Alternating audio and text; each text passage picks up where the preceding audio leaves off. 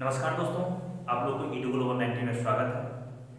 मैं पुनः आप लोगों के सामने आधुनिक भारत के इतिहास का सीरीज स्टार्ट किया हूँ। ये भाग 2 है। मैंने भाग 1 में भारतीय इतिहास, जो आधुनिक इतिहास होता है, भारत के आधुनिक इतिहास, हमारे देश में यूरोपियन का आगमन कैसे हुआ था उसके बारे में। पहला जो देश था वो था पुर्तगाल। हमारे देश में जब पुर्तगाल आया था, तो पुर्तगाल जब आया था तो उसके बारे में मैंने काफ़ी अध्ययन किया था। अध्ययन करके मैं दूसरा जो हमारे भारत में आया था, द्वितीय आगमन, वो डच का था, हॉलैंड का था, जिसको अभी वर्तमान में हम लोग नीदरलैंड करते हैं दोस्तों। नीदरलैंड।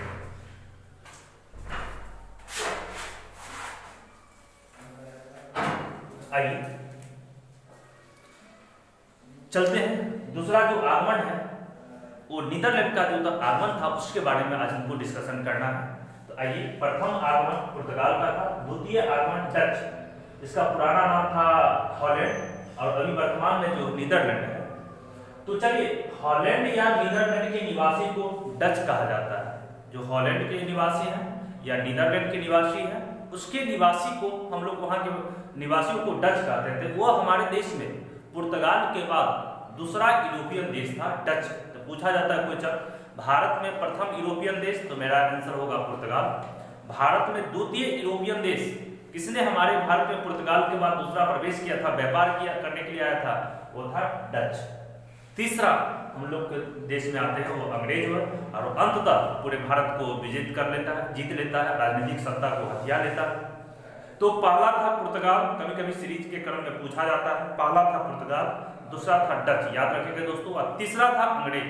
चौथा का भी बात करेंगे, पांचवा भी बात करेंगे। 6 हमारे देश में कुल 6 कंपनियां आई थी, मगर अंततः सबने अपना अपना व्यापारिक अधिकार प्राप्त किया, साथ साथ कुछ राजनीतिक सत्ता भी हथिया था। मगर पूर्ण रूप से भारत पर जो है ना, राजनीतिक सत्ता को हथियाने वाला जो था अंग्रेज था, वह तीसरा क्रम में आया था। चलिए, डच ईस्ट इंडिया कंपनी के दूसरा नाम क्या था, जेंटलमैन 17 था दोस्तों। कभी कभी पूछा जाता है, जैसे ईस्ट इंडिया कंपनी अंग्रेज का था, उसी तरह से डच ईस्ट इंडिया कंपनी का दूसरा नाम था जेंटलमैन 17। मतलब क्या, 17 आदमियों का एक समूह था, और 17 आदमी का समूह मिलके एक कंपनी बनाया था, उसका नाम था डच ईस्ट इंडिया कंपनी, का दूसरा नाम जेंटलमैन 17 था।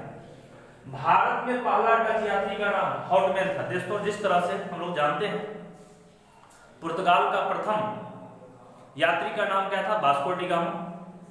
पुर्तगाल का दूसरा यात्री का नाम अल्ब्रेच कैब्राल था। उसी तरह से डच था, नीदरलैंड का निवासी था, प्रथम व्यक्ति कौन था जो भारत में प्रवेश किया था, यात्री के रूप में आया था, तो भारत में पहला डच यात्री का नाम हॉटमैन था, जो 1595 ईस्वी में आया हुआ था। आइए, डच कंपनी भारत में प्रथम बार अपना फैक्ट्री कहाँ लगाया था। जिस तरह से अंग्रेज ने अपना भारत में पहला फैक्ट्री सूरत में लगाया था, उसी तरह से डच जो था, जब भारत में प्रवेश किया तो पहला फैक्ट्री कहाँ लगा था, ये भी काफी इंपॉर्टेंट है, पूछा जाता है। तो डच कंपनी भारत में प्रथम बार अपना कंपनी कहाँ लगाया था, मसूलीपट्टनम, जो वर्तमान में आंध्र प्रदेश में, और 1605 में लगाया हुआ था दोस्तों। जिस तरह से भारत में, मैंने इस पे डिस्कशन करूंगा, अंग्रेज द्वारा भारत में प्रथम कंपनी कहाँ लगाया था, तो सूरत में लगाया था। पुर्तगाल के द्वारा प्रथम फैक्ट्री कहाँ लगाया था, तो केरल में लगाया था।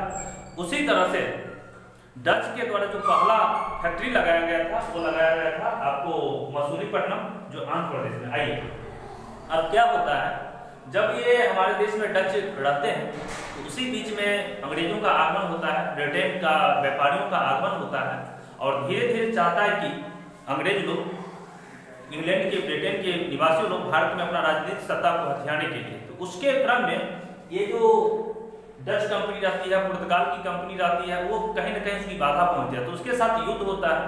तो कभी कभी पूछा जाता है, बेदरा का युद्ध हुआ था, तो किसके किसके बीच में हुआ था, तो याद रखेंगे, एक स्वालिका की युद्ध हुआ था, वो हुआ था अंग्रेज और पुर्तगाली के बीच में, और एक हुआ था आपका बेदरा का युद्ध। वेरी वेरी इंपॉर्टेंट है, आप बीपीएससी या किसी भी एग्जामिनेशन एसएससी के लिए काफी इंपॉर्टेंट है। बेदरा का युद्ध अंग्रेज और डच के बीच में हुआ था, और हुआ कब था, तो 1759 में हुआ था, 1759 ईस्वी में हुआ था।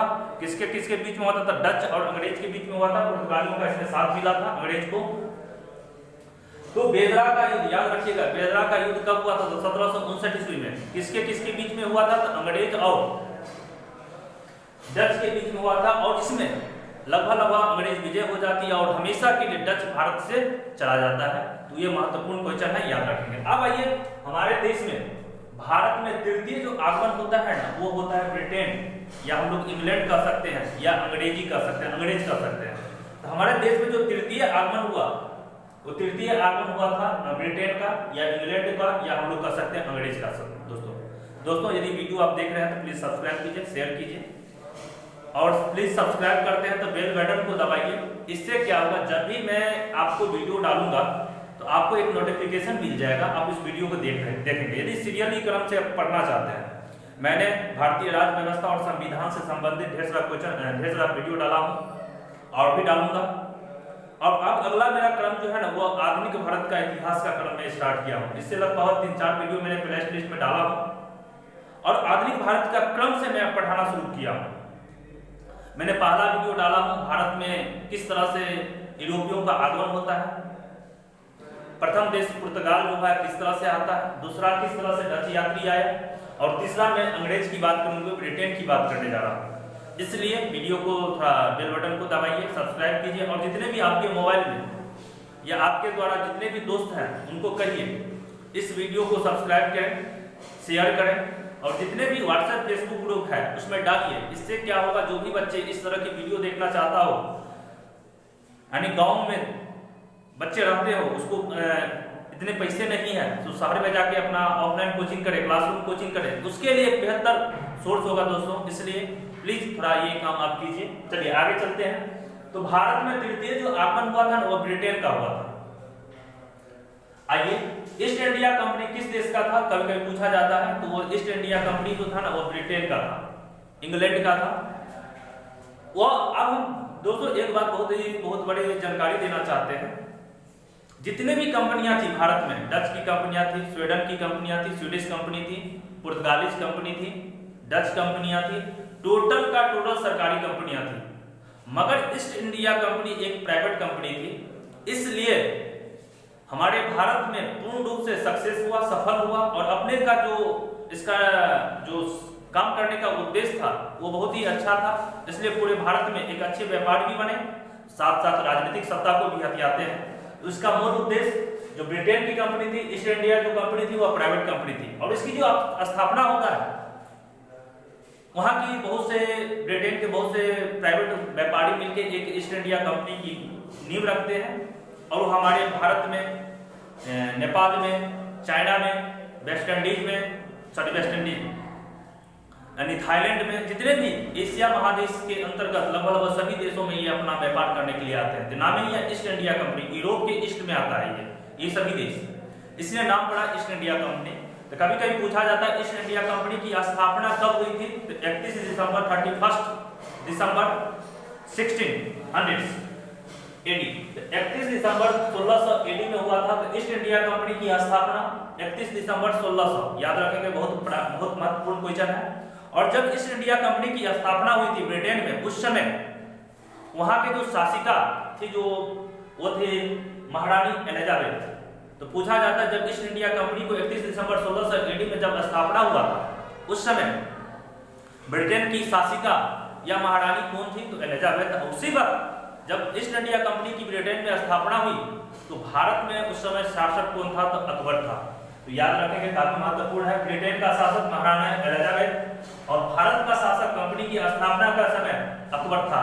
और जब ये ईस्ट इंडिया कंपनी की जब स्थापना हो रहा था 31 दिसंबर 1600 को, उस समय ब्रिटेन का जो शासिका और जो राजा थे, रानी जो थी, वो महारानी एलिजाबेथ थी। उस बात को याद रखेंगे। अब क्या हो जाता है, जब कंपनी बन जाती है तो भारत में ये व्यापार करना चाहता है, तो किसी भी देश में किसी के साथ व्यापार करना होता है तो उसके शासक से, उसके राजा से, उसके अभी भी जैसे प्रधानमंत्री और राष्ट्रपति से आज्ञा लेना पड़ता है। उसी तरह से वहां पे जब ब्रिटेन की कंपनी भारत में व्यापार करने की बात आई तो उस समय हमारे भारत में जो शासक थे वो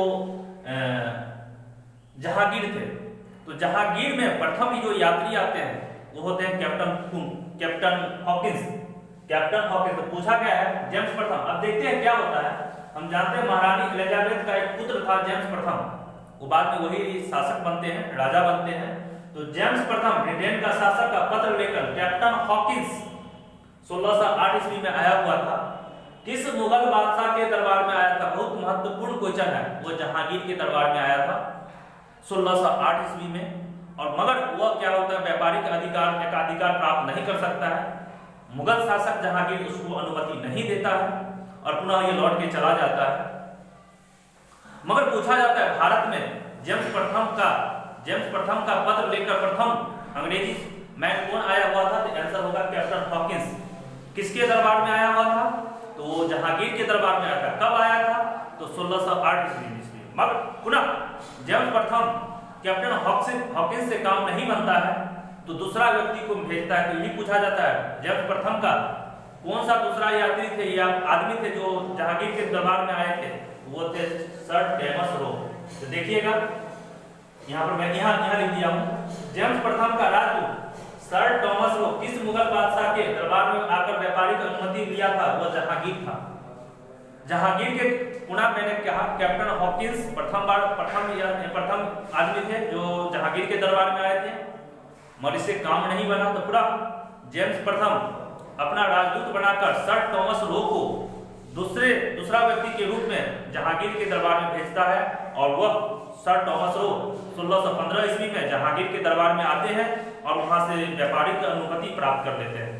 तो कभी कभी पूछा जाता है और कैसे प्राप्त करते हैं? तो 3000 वार्षिक कर, यानी आप जितने भी मुगल साम्राज्य के अंतर्गत आप व्यापार कीजिए और एक साल में जितना भी आप टैक्स के रूप में 3000 रुपया इसका देना होता था अंग्रेज को।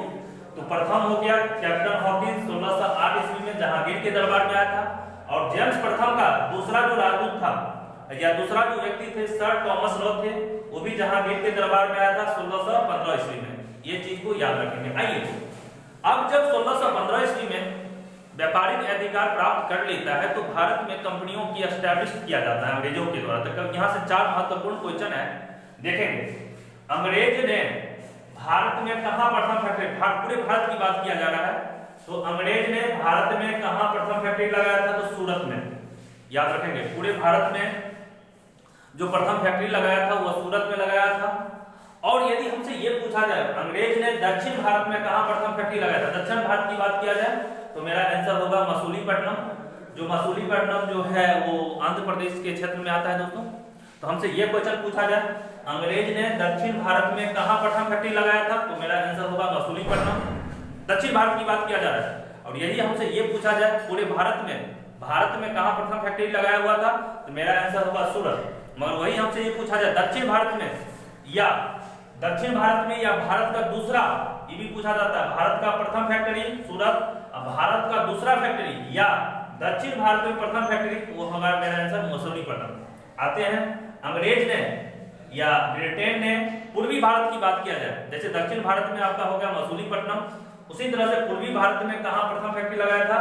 तो उड़ीसा में लगाया था। राज्य की बात पूछा जाए और राज्य में 2 जगह था, एक था बालासोर और एक था हरिहरपुर। वहां ने अंग्रेज ने पूर्वी भारत में प्रथम फैक्ट्री वहां लगाया था। और चलिए अंग्रेज ने बंगाल में कहाँ प्रथम फैक्ट्री लगाया, क्योंकि बंगाल अंग्रेजों का बहुत ही महत्वपूर्ण केंद्र था, काफी विकसित था, प्रथम राजधानी वहीं बनाया था। इसलिए ये भी क्वेश्चन पूछा जाता है अंग्रेज ने बंगाल में प्रथम फैक्ट्री कहाँ लगाया था? तो बंगाल में एक हुगली था जो कलकत्ता हुगली नदी के किनारे बसा हुआ है, तो हुगली एक जगह पर और एक कासिम बाजार में अपना फैक्ट्री लगाया था। दोस्तों आशा करते हैं आपने ये वीडियो देखा, समझा और अंततः जिस तरह से बेदरा के युद्ध में अंग्रेज ने डच को पराजित किया, उसी तरह से एक स्वाली का युद्ध होता है। स्वाली पूछा जाता है स्वाली का युद्ध कब हुआ था? तो 1612 एडी में हुआ था, याद रखेंगे। और 1612 एडी में होने के बाद ये जो स्वाली का जो युद्ध होता है इंग्लैंड और पुर्तगालियों के बीच होता है, इसमें भी अंग्रेज विजय होता है और पुर्तगाली पराजय होती है और पूरे जहां जहां इसका क्षेत्र रहता है वहां से पुर्तगाली हट जाता है। तो स्वाली का युद्ध किनके किनके बीच हुआ था? तो अंग्रेज और पुर्तगाली के बीच में हुआ था। बेदरा का युद्ध किसके किसके बीच में हुआ था? तो डच और अंग्रेज के बीच में होता है। ये भी क्वेश्चन इंपॉर्टेंट है। बेदरा का जो युद्ध हुआ था 1759 ईस्वी में हुआ था और स्वाली का जो युद्ध हुआ था 1612 ईस्वी में हुआ था। आशा करते हैं आपने ये पूरा वीडियो देखा होगा, अच्छा लगा तो लाइक कीजिए, सब्सक्राइब कीजिए, पुनः कह रहा हूँ। और जितने भी व्हाट्सएप फेसबुक पूरा है उसमें डालिए। मैं पुनः यहाँ से आपको जो हमारा देश में चौथा आगमन जो होता है वो फ्रांस का होता है, फिर स्वीडन का होता है। ये सब हम लोग अगला वीडियो में भाग 3 में ये चीज को डिस्कशन करेंगे। इसके तब तक के लिए विदा। Thank you very much.